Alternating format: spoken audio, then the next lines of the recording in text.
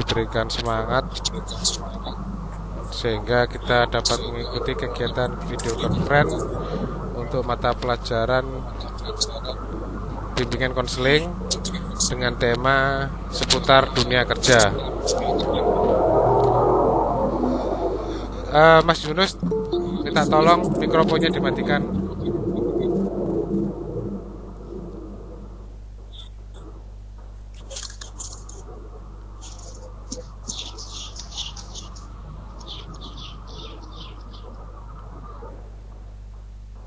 Halo Mas Yunus, minta tolong dimatikan. Nah, terima kasih. Ya Pak. Ya, saya lanjutkan. Udah Pak. Ya, di tengah-tengah kita sudah ada Bu Tanfidia Rosanti sebagai pemateri, nanti akan menyampaikan pemaparannya. Saya ingatkan lagi, seperti yang biasa saya ingatkan, anak-anak jangan menyalakan mikrofon di saat pemateri menyampaikan materinya, ya. Kemudian untuk absensi tetap nanti akan saya share menjelang sesi terakhir. Ya, jadi anak-anakku mohon bersabar, tetap mengikuti mulai dari awal sampai dengan akhir. Kemudian nanti ada tanya jawab.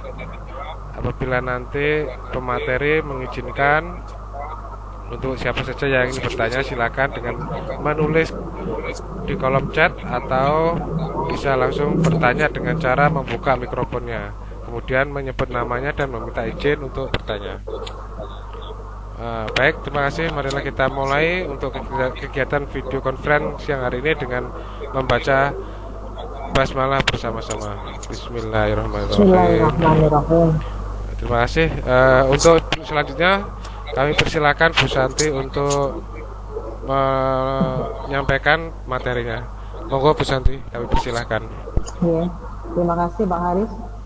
Assalamualaikum warahmatullahi wabarakatuh. Waalaikumsalam warahmatullahi wabarakatuh.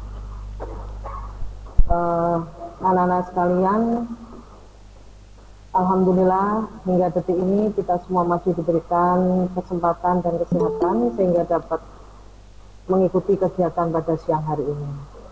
Anak-anak sekalian, kalau kemarin dari Bapak Komari sudah menyampaikan tentang peminatan anak-anak yang ingin melanjutkan ke perguruan tinggi, kami akan menyampaikan tentang dunia kerja, tentunya dari anak-anak yang kelas 12 sekarang.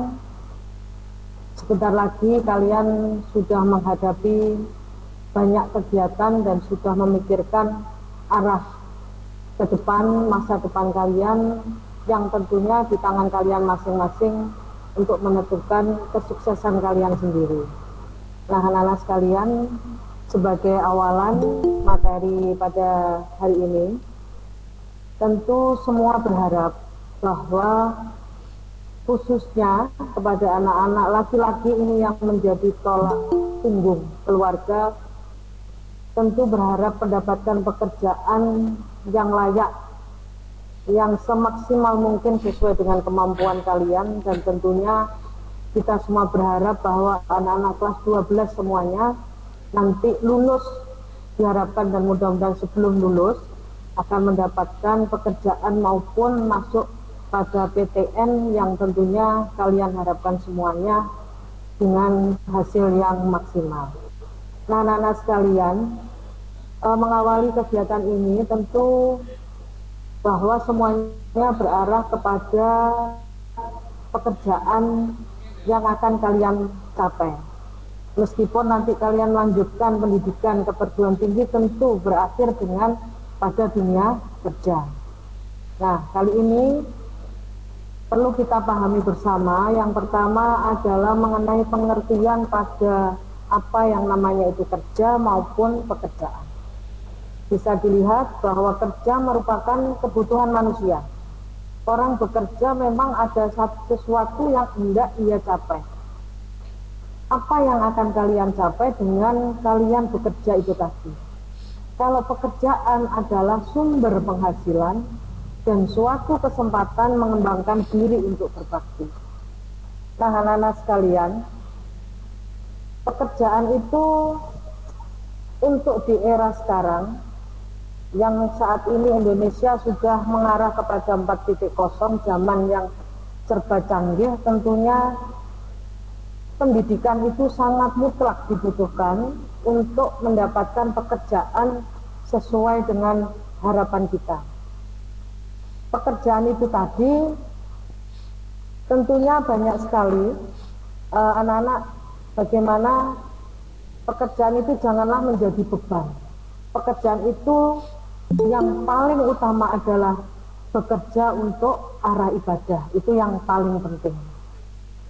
Selanjutnya, anak-anak, tentunya jenis-jenis pekerjaan itu banyak sekali, sesuai dengan skill kalian, sesuai dengan kemampuan kalian. Nah, di sini jenis-jenis pekerjaan itu ada pekerjaan yang menghasilkan barang. Contoh, seorang penjahit itu akan menghasilkan sebuah barang. Pengrajin itu juga menghasilkan sebuah barang. Nah, kalau pekerjaan yang menghasilkan jasa, contoh dari kami, dari guru, dokter, perawat, seperti itu. Nah, anak-anak sekalian, bagaimana kondisi dunia kerja? Kalian sudah pernah melaksanakan kegiatan PKL tentunya. Kalian sudah terjun pada DUDI masing-masing. Anak SMK itu punya kelebihan bahwa bisa bekerja sebelum lulus kuliah. Bisa bekerja sebelum lulus SMK. Nah, anak-anak rata-rata memang dari SMK itu memang arahnya banyak yang ingin bekerja daripada yang melanjutkan. Akan tetapi melanjutkan ini juga sangat banyak dari anak-anak SMK yang sudah lulus. Nah, anak-anak sekalian, pada dunia kerja sudah kalian alami dengan adanya PKL selama 3 bulan. Bagaimana kalian tahu kondisi masing-masing yang tempat kalian PKL, baik itu dari jurusan kesehatan maupun teknik, bagaimana kedisiplinan, etos kerja itu sangat dibutuhkan pada dunia kerja.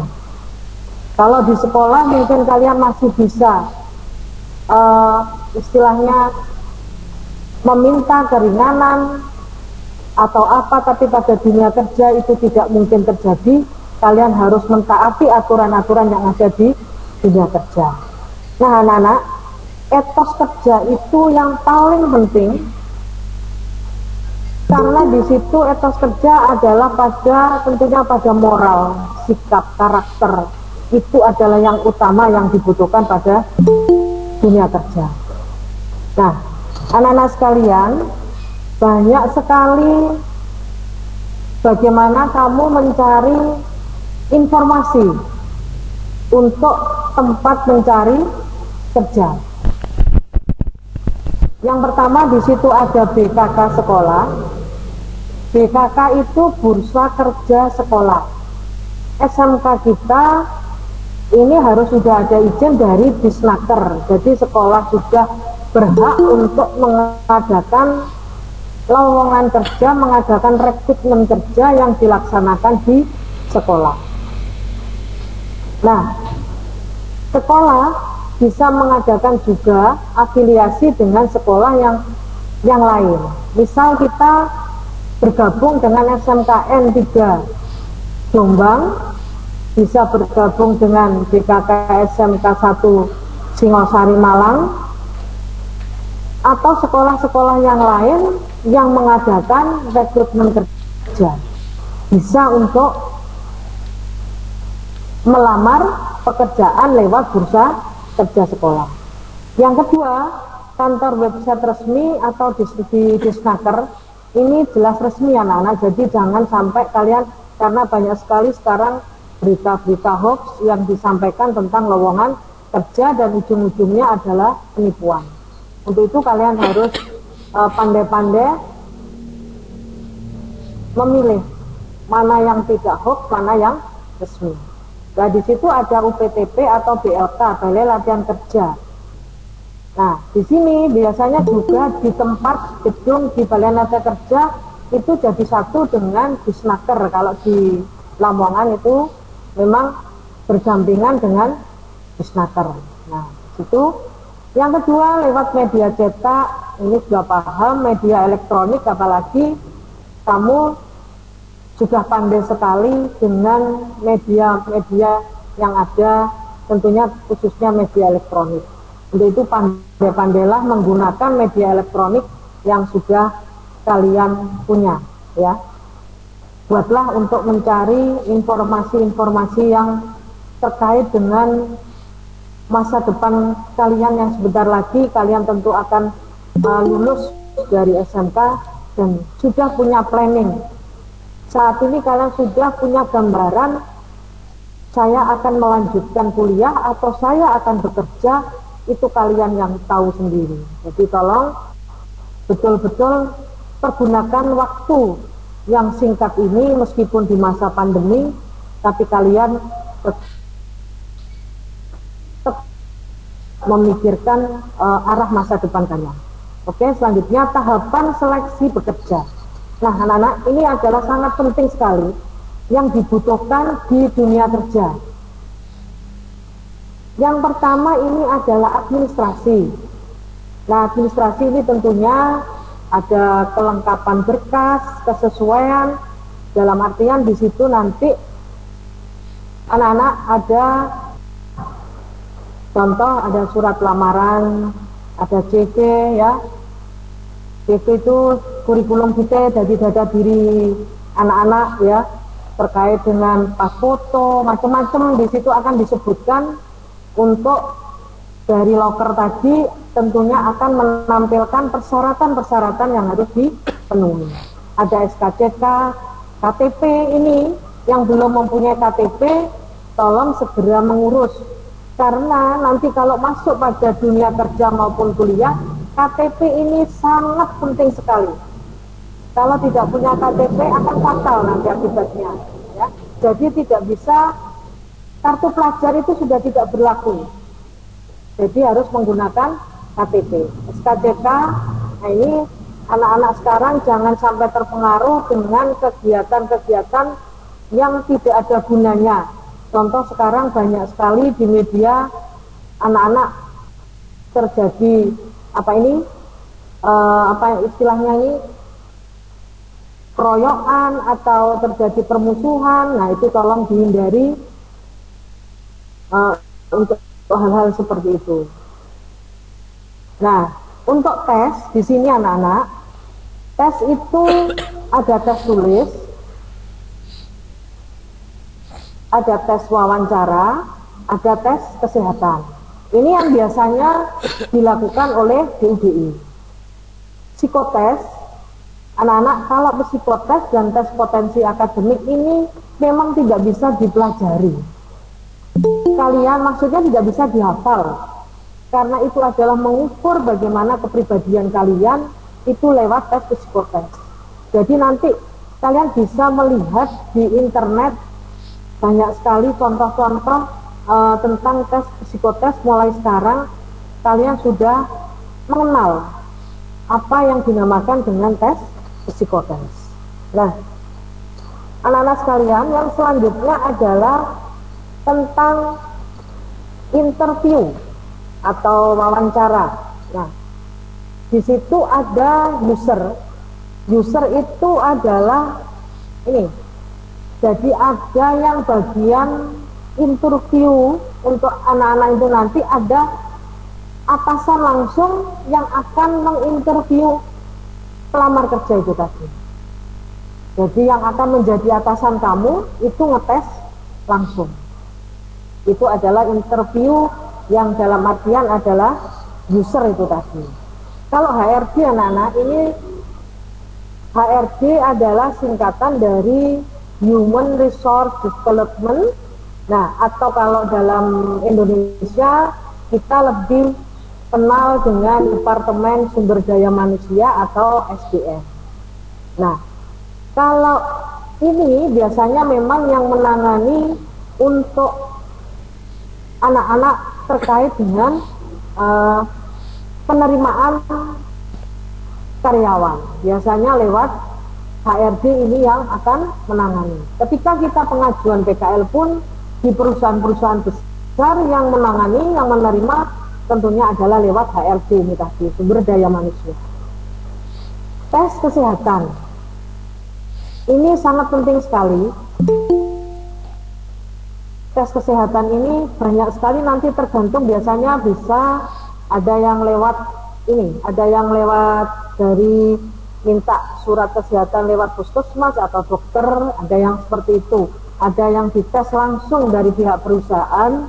Contoh yang pernah kita lakukan, kita pernah anak-anak mengikuti tes di PT Pama yang batu bara yang ada di Kalimantan itu. Ini khusus untuk anak laki-laki, jadi tesnya itu nanti di ruangan tersendiri, semua baju dilepas, hanya memakai celana pendek, semuanya dilihat, untuk fisik dilihat. Jadi ketika kamu merokok berat atau tidak itu tahu, ada alatnya.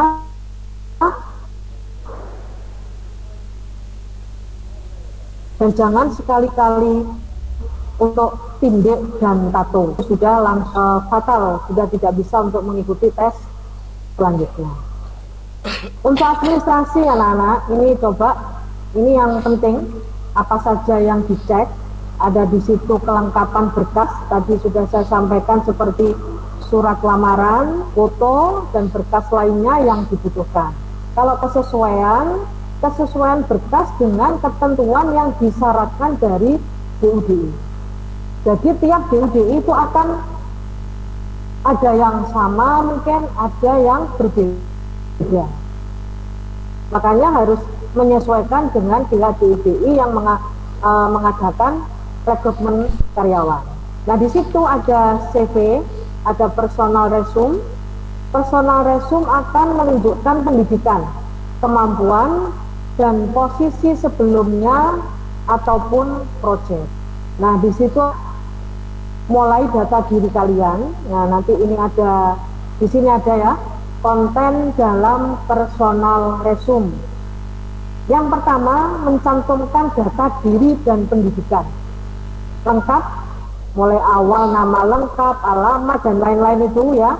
Seperti kalian mengisi biodata waktu PPDB itu, yang kalian diberikan surat dari sekolah itu. Nah, nanti ada kelengkapan yang lain. Data diri dan pendidikan mulai awal, mulai SD, SMP, SMK itu nanti dicantumkan semuanya.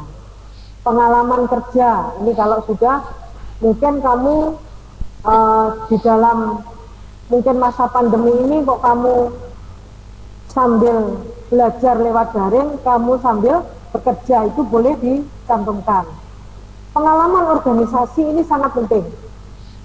Pengalaman organisasi ini kalau di sekolah tentu lewat IPM atau OSIS. IPM mungkin kalau di kampung kamu bisa Karang Taruna ya, atau apa terserah yang lain ya. Itu adalah sangat membantu, itu merupakan ada penilaian tersendiri kalau anak-anak itu punya pengalaman organisasi, skill yang dimiliki, keterampilan. Jadi sesuai dengan jurusan kamu. Bagaimana kalau anak farmasi, ahli dalam meracik obat, keperawatan, teknik ya. Jadi TPM, TKN itu sesuai dengan keahlian kalian masing-masing, sesuai jurusan. Di situ ada kursus yang diikuti. Kursus apa saja, kepelatihan apa saja yang pernah kalian ikuti. Itu juga dicantumkan meskipun tidak sesuai dengan jurusan kalian, tidak apa-apa, karena itu merupakan skill tambahan buat kalian dan itu juga ada poin tersendiri. Nah, pelajari baik-baik, ketahui yang HRD cari dalam resume Anda, pelajari cara membuat resume sesuai kriteria para perekrut. Jadi resume itu CV-nya tadi tidak perlu yang berlebihan, tidak perlu, maksudnya hurufnya juga yang mudah dibaca, datanya jelas, lengkap, biar dari pihak DUDI itu melihat itu mudah dimengerti. Nah, di sini Langkah mengupdate CV agar lebih baik. Apapun yang ada di dalam CV harus dituliskan dengan jujur. Apa maksudnya ya? Dalam artian dengan jujur di sini tidak boleh mengada-ada. Seandainya mungkin kamu tidak pernah ikut organisasi, di situ dicantumkan macam-macam biar CV-mu itu kelihatan banyak angka, tidak boleh. Tapi karena itu berarti kamu akan membohongi. Nah, di situ dari pihak HRD atau ODD akan tahu. Dan nanti kamu tentu akan melakukan tes selanjutnya. Yang selanjutnya disusun 1-2 halaman dan hanya cantumkan hal yang penting saja. Seperti yang saya sampaikan tadi, hal-hal yang penting. Ya, jadi desain CV harus menarik namun tidak berlebihan. Ya, jadi bagaimana desain itu bagus tetapi tidak berlebihan. Saya kira kamu sudah paham tentang ini. Tunjukkan kemampuan khusus yang dimiliki sebagai nilai plus yang membedakan diri Anda dengan pelamar lain. Kamu punya kemampuan apa, kelebihan apa yang membedakan dengan pelamar lain. Nah, ini sangat penting sekali. Di situ mungkin kamu bisa biasanya dari HRD itu akan tahu, makanya karakter itu adalah yang paling penting. Kesopanan kalian, ya, kedisiplinan. Meskipun kamu belum diterima kerja, tetapi dari pihak HRD itu akan tahu. Oh, anak ini seperti ini, karakternya ini seperti ini, tuh bisa dilihat dari penampilan yang beliau lihat. Ini contoh CV yang baik ya.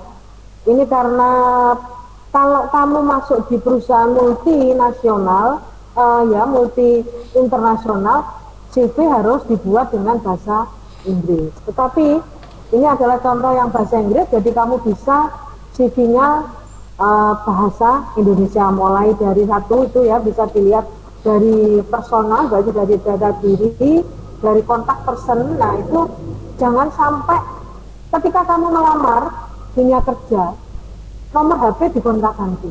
Nah, itu jangan sampai. Mulai sekarang tolong nggak usah gonta-ganti nomor, ya. Di situ ada tentang apa ini, pendidikan, pengalaman berorganisasi, prestasi, ya itu bisa dimasukkan semuanya.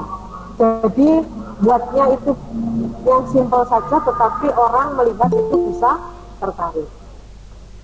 Nah, psikotes, tes psikologi atau psikotes adalah bidang yang ditandai dengan penggunaan sampel perilaku untuk menilai konstruksi psikologis seperti fungsi kognitif dan emosional. Jadi bagaimana pengetahuan dan emosional tentang individu tertentu. Jadi makanya ini tidak bisa dihafal karena ini psikis, jadi kaitannya dengan kepribadian kalian. Nanti setelah selesai ini mungkin kalau kalian tidak mengerjakan kegiatan daring, bisa mulai saat ini melihat di internet bagaimana contoh-contoh soal-soal psikotes, karena semua jadi akan mengadakan tes psikotes ini untuk dilakukan. Hal yang perlu dipahami untuk mengerjakan psikotes, yang pertama Nana, bahwa psikotes bukan alat untuk menentukan diterima atau tidaknya seorang calon karyawan. Karena tesnya itu tadi kan ada tes tulis dari pengetahuannya, ini untuk arahnya kemana anak ini. Jadi karena ini kepribadian, cara arah pikir kalian itu lewat psikotes. Tidak perlu dihafal karena memang tidak terlalu banyak macam-macamnya, jadi harus dipelajari tapi tidak perlu dihafal. Sebelum pelaksanaan sebaiknya istirahat dengan baik. Jadi makanya sebelum kamu akan mengikuti tes, itu istirahat dengan cukup. Karena itu akan fresh pikiran kalian, nanti tentunya akan memudahkan untuk mengerjakan soal-soal. Dan yang terakhir, berikan yang terbaik. Anak-anak, berikan yang terbaik dalam artian kemampuan kalian, tunjukkan lewat soal-soal psikotes kalau memang itu sesuai dengan kemampuan kalian, karena ini tidak bisa membohongi, makanya semuanya harus dilakukan dengan kejujuran. Ini perkara gitu. Selanjutnya kalau dari administrasi sudah, dari apa tadi psikotes sudah ya, sekarang persiapan interview, wawancara. Cari informasi sebanyak mungkin tentang perusahaan. Ini yang penting. Ketika kalian mau masuk pada dunia kerja, contoh rumah sakit, cari informasinya. Rumah sakit ini bagaimana berdirinya, latar belakangnya, bagaimana di dalamnya itu apa saja, itu sama dengan perusahaan-perusahaan entah yang kamu tuju, itu dicari informasinya tentang DU itu tadi.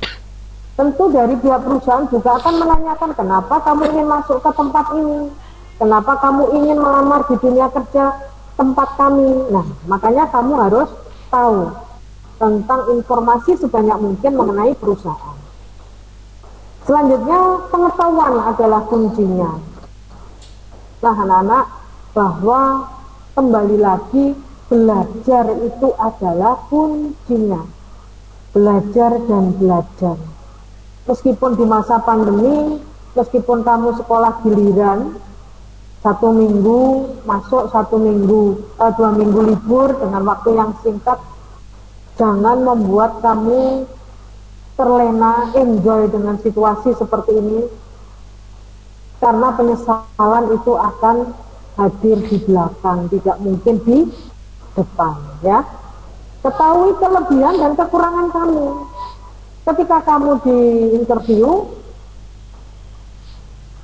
tentunya apa kelebihan kamu akan ditanyakan, apa kekurangan kamu, sampaikan. Jadi biar pihak DUD itu mesti akan tahu. Mungkin kelebihanmu itu nanti akan menjadi nilai plus, menutupi kekurangan kamu. Makanya ketahui kelebihan dan kekuranganmu. Dan tidak kalah penting, percaya diri. Ini yang paling penting, mental. Ketika interview itu mental yang paling penting. Tidak boleh grogi, ya mesti ya, ini karena ini hal baru mungkin buat kalian. Ketika menghadapi tes wawancara mesti ada perasaan, ada rasa ndredeg, itu wajar. Tetapi bagaimana cara menghilangkan itu, makanya harus kesiapan mental yang paling penting. Pandai membawa diri. Nah, ini kembali lagi kepada karakter. Kebiasaan-kebiasaan yang buruk, kebiasaan-kebiasaan tidak sopan itu segera dihilangkan agar kamu terbiasa pandai membawa diri dimanapun tempat kamu berada. Ya itulah diri kamu, karena kamu sudah terbiasa. Kamu sudah terbiasa dengan karakter yang bagus, dengan moral yang bagus. Dan jadilah diri sendiri. Ini loh saya. Jadi jadilah diri kamu sendiri. Makanya sangat penting, ini adalah percaya diri, pandai membawa diri, dan jadilah diri sendiri. Nah, anak-anak sekalian, kami lanjutkan. Bagaimana cara membuat kesan yang baik saat interview? Tentunya ini penampilan. Yang pertama, orang melihat itu mesti dari performance, dari penampilan yang menarik. Penampilan yang menarik ini tentunya dalam batas kesopanan. Bagaimana baju yang kamu pakai itu yang tidak berlebihan, sopan, tetapi elegan. Ya, orang melihatnya itu ketika melihat penampilanmu sudah terkesan. Itu yang harus kamu miliki. Skill komunikasi yang baik. Nah, anak-anak, skill komunikasi yang baik ini tentunya yang pertama tentu menggunakan bahasa Indonesia yang baik. Jangan samakan ketika di sekolah dengan gurunya kadang saya naik di bahasanya. Tidak. Di dunia kerja tidak seperti itu. Skill komunikasi yang baik nanti tidak menutup kemungkinan akan menggunakan bahasa Inggris pertanyaannya. Makanya kamu juga harus belajar tentang komunikasi bahasa Inggris. Ini yang harus kamu miliki. Nah, karena saat ini kamu tahu bahwa perkembangan negara seperti ini, tentunya komunikasi bahasa Inggris itu memang sangat dibutuhkan. Kemampuan berbaca Inggris, berbicara bahasa Inggris dengan lancar itu memang sangat penting sekali. Dan yang ketiga, tingkah laku yang positif. Anak-anak, seorang HRD atau SDM yang menginterview kamu dari ketiga poin ini, karena mereka sudah berpengalaman untuk merekrut karyawan, tentunya sudah paham betul karena mereka punya ilmunya, punya caranya, mengetahui bagaimana kalian itu dari penampilan, dari skill, tingkah laku itu sudah mereka rekam semuanya. Nah, ini anak-anak, harapan industri kerja. Industri kerja itu harapannya kepada pencari kerja itu seperti ini. Punya kompetensi kerja. Kompetensi kerja kamu ketika kamu masuk pada dunia kerja, ya, kompetensi kerja kamu itu bagaimana? Ya, jadi dengan perusahaan itu bagaimana? Keterampilan kerja. Jangan sampai anak-anak skill yang kamu punya justru malah menurun, tidak ada perkembangan. Makanya masuk di dunia kerja, ketika contohnya kamu masuk pada kegiatan PKL saja, ilmu yang kamu peroleh di sekolahan itu pun banyak sekali yang kamu dapatkan di tempat kamu magang. Terkadang di sekolah belum dapat, di tempat magang kamu mendapatkan. Makanya ketika anak pulang dari PKL itu harus ada nilai tambah, nilai plus. Ketika masuk dunia kerja, untuk anak SMK sertifikat PKL itu harus dilampirkan untuk anak SMK. Keterampilan kerja di sini tentunya sesuai skill kamu masing-masing, sesuai dengan jurusan kamu masing-masing atau tempat kamu mencari kerja itu tadi. Hasil untuk kerja. Nah, anak-anak, tentunya semuanya orang bekerja, perusahaan itu tentunya akan membuahkan hasil yang harus dicapai. Problem solver. Nah, ini anak-anak, bahwa problem solver itu orang yang memecahkan masalah. Jadi kamu diharapkan itu mampu memecahkan permasalahan yang ada di UDI yang tempat kamu bekerja. Kader harus punya kader anak-anak, ya, mengkader ini harus ada. Mandiri ini yang penting, tidak mudah terombang-ambing, tidak mudah dihasut, ya, mandiri, taat aturan yang berlaku. Jadi aturan yang ada di UDI itu kamu taati. Kalau tidak boleh merokok pada jam kerja, ya sudah ditaati. Tidak boleh main HP ketika masuk jam kerja, dilakukan ditaati, ya. Karena itu nanti akan mendapatkan teguran dan itu sudah akan di dunia kerja, karena sekarang semuanya serba online dan itu akan masuk pada penilaian kinerja. Leadership, nah diharapkan industri itu punya seorang pemimpin, meskipun pemimpin itu nanti di bagian masing-masing, di jobnya masing-masing, manajerial bagaimana bisa memanage keuangan ya, itu pada dunia kerja. Jadi semuanya harapan industri kerja itu seperti ini. Anak-anak, orang bekerja itu memang tidak harus pada industri, karena ada mungkin kamu ingin berwirausaha, itu juga sangat bagus, mengembangkan potensi kamu. Mungkin orang tua mampu akan membuka lapangan kerja sendiri buat kamu. Nah, karena sekarang banyak sekali berwirausaha dan banyak sekali orang sukses juga lewat wirausaha. Nah, jadi bisa sebelum lulus, bahkan mungkin pinginnya itu setelah lulus, jangan sampai kamu nganggur. Harapannya seperti itu.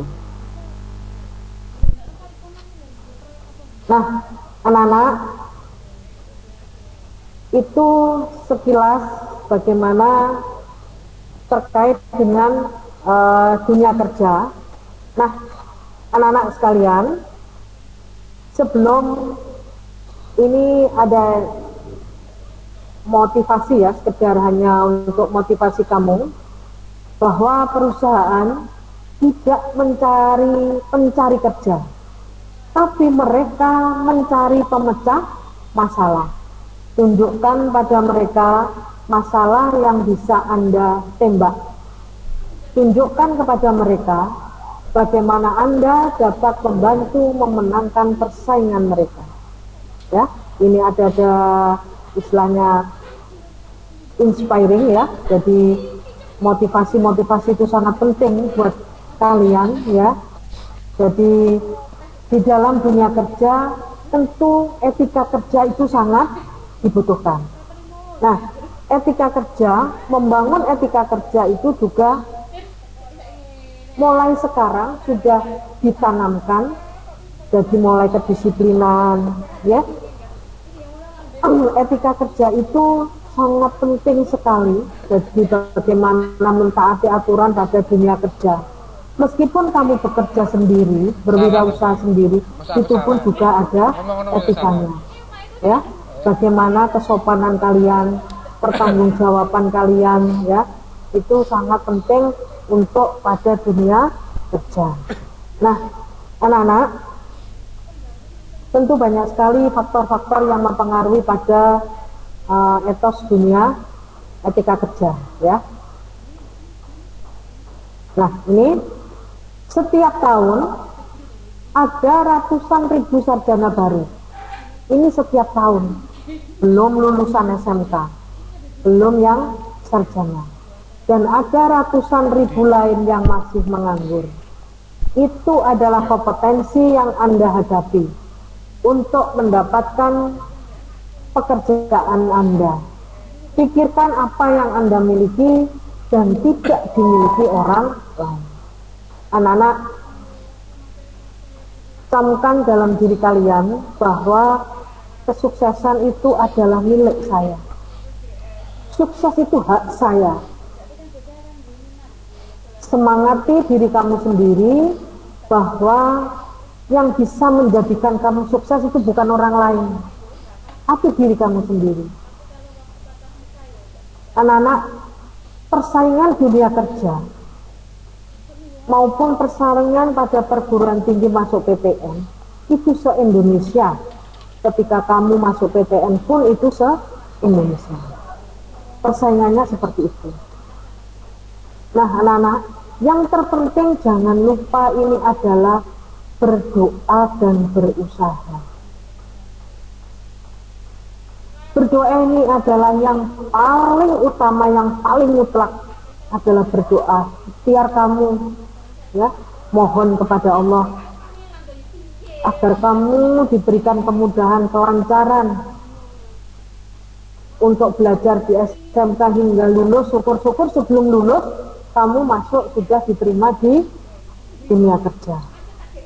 Nah, biasanya anak-anak karena ini masih masa pandemi, mungkin di semester genap nanti baru mudah-mudahan pandemi ini segera berakhir, mungkin akan mulai mungkin dari BKK itu dari sekolah kita bisa menggabung ke yang lain ya, itu nanti akan membuka lowongan kerja.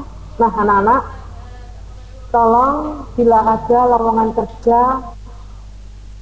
ini diikuti. Kenapa anak-anak? Paling tidak kamu mendapatkan pengalaman itu dimana tes masuk dunia kerja, itu yang paling penting, pengalaman kamu. Nanti dari situ kamu akan mengetahui kekurangan-kekurangan kamu ya. Jangan menyepelekan aturan-aturan, persyaratan-persyaratan yang ada pada dunia kerja ketika mengadakan rekrutmen kerja. Terkadang ini pengalaman, terkadang anak-anak itu menyepelekan, contoh foto menyusul, KTP menyusul. Nah ini sudah mengurangi ya anak-anak. HRD terkadang menerima lamaran kerja ya, berkas lamaran itu ribuan, ada yang 3.000 lamaran itu ya, tetapi dalam waktu kurang 1 menit mereka sudah mampu memilah ini mana yang gagal administrasi itu tepat, mereka bisa melihat ini yang bisa dilanjutkan seleksi administrasi dulu lengkap sudah ada ya. Jadi jangan menyepelekan. Yang pertama tadi adalah kelengkapan administrasi. Nah anak-anak, kiranya itu materi yang saya sampaikan terkait pada seputar dunia kerja. Jadi apa saja yang perlu kamu punyai, perlu kamu siapkan untuk menghadapi persaingan pada dunia kerja yang akan kamu hadapi. Mau tidak mau kamu akan menghadapi persaingan ini. Dan saya mengingatkan sekali lagi, tolong KTP anak-anak ya, jangan sampai tidak punya karena usiamu sudah cukup dan tentunya waktumu ini sudah banyak waktu longgar, waktu di rumah. Pengurusan KTP pun juga cepat. Jadi tolong semuanya wajib memiliki KTP. Kami tidak ingin kalian gagal hanya karena faktor ini saja ya. Nah anak-anak, terima kasih. Demikian yang dapat bisa disampaikan. Mungkin banyak sekali kekurangan-kekurangan. Nah mungkin nanti bisa ada tanya jawab, atau mungkin kalau kamu ingin langsung di ruang BK ya, karena kami selalu membuka lebar-lebar untuk bahwa BK itu adalah perantara kalian dengan anak didik, dengan guru ya. Jadi apa yang kamu punyai masalah atau keinginan bisa kami sampaikan ke kami, dan kami akan memberikan pelayanan, dan kami juga akan merahasiakan. Seandainya permasalahan kamu itu masalah pribadi pun, kami juga akan itu kewajiban kami untuk merahasiakan permasalahan konseli itu tadi. Jadi anak-anak, bahwa ruang BK itu bukan hanya untuk anak yang bermasalah, dalam artian bermasalah terkait dengan yang selama ini kami lihat mungkin dari keaktifan, tetapi bahwa kami menerima permasalahan apapun ya. Seandainya kami menjembatani, seandainya kamu tidak berani berbicara dengan orang tua secara langsung, kami juga bisa sebagai tempat untuk perantara kalian menjembatani kalian dengan orang tua. Karena kami selaku orang tua pengganti kamu, orang tua di sekolah, jadi apapun permasalahan kalian kami siap untuk mendengar, membantu memecahkan. Jadi jangan sampai ruang BK itu hanya untuk anak-anak yang bermasalah. Demikian, ada kurang lebihnya Bu Santi mohon maaf. Tentunya banyak kekurangannya daripada kelebihannya ya. Sekali lagi kami mohon maaf. Kami akhiri billahi taufiq wal hidayah. Wassalamualaikum warahmatullahi wabarakatuh. Waalaikumsalam warahmatullahi wabarakatuh. Wes, tak ngomong sih. Baik, terima kasih Bu Santi. Tadi sudah menyampaikan pemaparan. Mungkin anak-anakku ada yang bertanya. Ini kelihatannya materi yang sangat bagus, yang sangat membantu untuk mendukung masa depan kalian. Tolong dari beberapa pertanyaan tadi ada yang mungkin kurang jelas atau mungkin ada hal-hal yang lain yang ingin disampaikan, ditanyakan, silakan bisa tanya di kolom chat ataupun langsung berbicara secara langsung ya dengan cara membuka mikrofonnya. Silakan, saya buka 3 penanya, monggo anak-anakku. Silakan, mulai dari awal sampai dengan akhir tadi.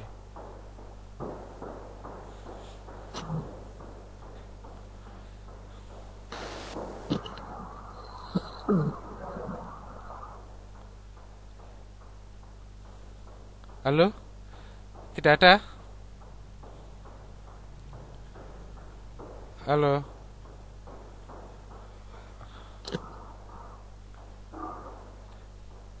Tidak ada ya yang ditanyakan ya? Bisa Pak Haris, mungkin waktu tatap muka mungkin bisa ke ruang BK atau ya untuk baik. tanya secara langsung ya, monggo. Baik Bu Santi. Jadi itu tadi saran dari Bu Santi. Kalau misalkan nanti di saat di sekolah melaksanakan tatap muka, kami persilakan anak-anak untuk bisa berkonsultasi, menanyakan tentang semua yang terkait dengan kerja ya, dunia kerja, kesiapan kerja itu bagaimana dan seterusnya. Semua tentang pekerjaan kalian, bakat kalian begitu. Oke. Gitu, kalau tidak ada pertanyaan berarti absen saya ingatkan lagi untuk segera diisi absen, sudah saya share di kolom chat, jadi anak-anakku bisa langsung mengisi daftar hadir, jangan lupa. Kemudian untuk rekaman, untuk hasil rekaman seperti biasa akan saya upload di channel YouTube saya, jadi mohon nanti bisa di-share ke teman yang lain kalau misalkan ini informasi yang sangat bermanfaat. Baik, terima kasih, waktunya sudah siang juga. Terima kasih Bu Santi atas pemaparan yang disampaikan kepada anak-anak kita. Mudah-mudahan semua yang disampaikan Bu Santi bisa bermanfaat untuk anak-anak kita, tentunya untuk di masa yang akan datang dan masa depan yang lebih baik dan lebih cerah gitu. Itu harapan dari sekolah dan semuanya. Marilah kita tutup dengan kegiatan video conference yang hari ini dengan bacaan hamdalah bersama-sama.